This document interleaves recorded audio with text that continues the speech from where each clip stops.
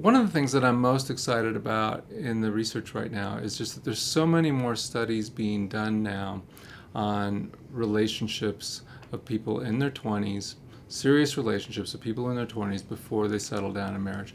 Why that's important is with people marrying later and later, there's much more that happens that's potentially consequential in romantic lives of people before they ever settle down in marriage.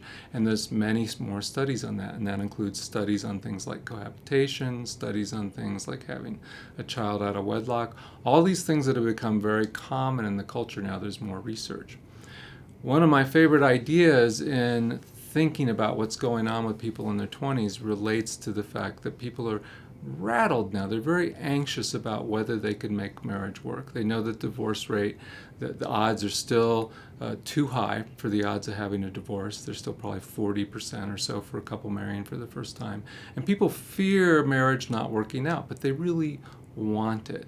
And one of the things that you can see happening with young people today is they're choosing or not choosing. The whole culture around them has sort of chosen a mix of ambiguous forms of relationships, because ambiguity makes relationships feel safer up to a point.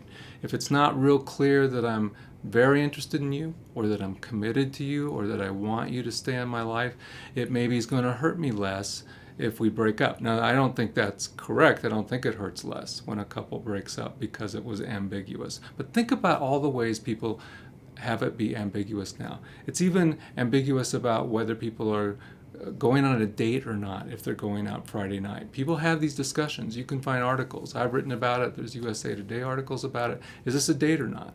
Cohabitation is fundamentally ambiguous. Unless a couple tells you they're engaged or they have plans for a future together that are really clear and mutual, you don't know anything about their commitment by knowing that they're cohabiting. And breakups are even ambiguous. People don't break up cleanly like they used to. You know, it used to be relationship forms and steps and stages leading up to marriage were much clearer. So people feel safer because of ambiguity, but ambiguity has a cost, and it's this.